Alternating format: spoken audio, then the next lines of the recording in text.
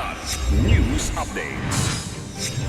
Mga balita ngayon, armas ng NPA na recover sa Abra, 4 sugatan sa pamamaril sa Basila, 3 araw na transport strike muling ilulunsad ng Manibela sa April 15 to 17. Excise tax sa kerosene at LPG, sinuspinde ni PBBM. Ako po si Cesar Sorian para ihatid ang mga nangunang balita sa buong kapuluan ngayon.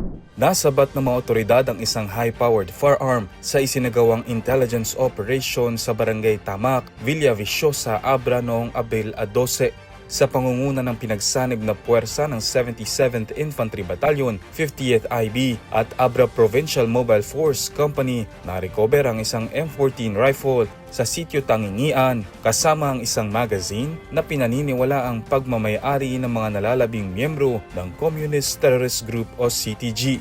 Naging posible ang operasyon dahil sa masusing intelligence work at pakikipagtulungan ng mga dating rebelde.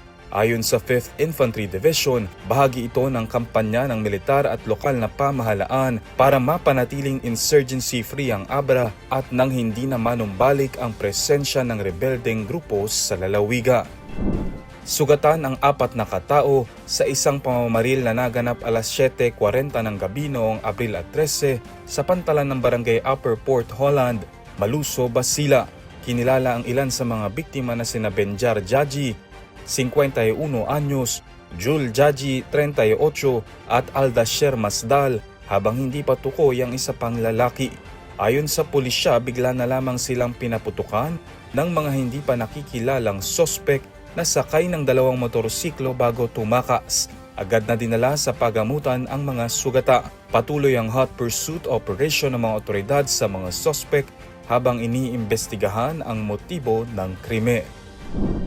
Muling magsasagawa ng 3 araw na nationwide transport strike ang grupong Manibela simula Abril 15 bilang protesta sa umano'y kawalan ng aksyon ng gobyerno sa patuloy na pagtaas ng presyo ng langis.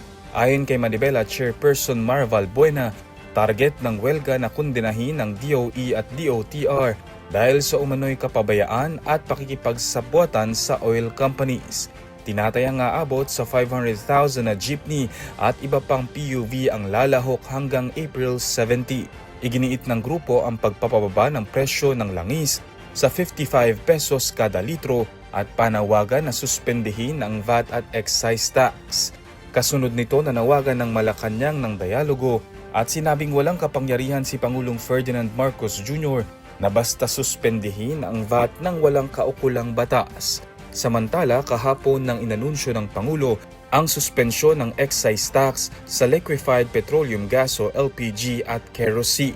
Epektibo ngayong araw, April 14, ang adjustment sa presyo at inaasahang 37 pesos ang matitipid sa kada LPG ta, habang 5 pesos and 60 centavos naman ang mamemenos sa kada litro ng kerosene. Para sa Kidlat News Channel, ako si Renzo Lenon, nag-uula. Ako po si Cesar Sorian, kasama nyo sa bawat pagputok ng balita.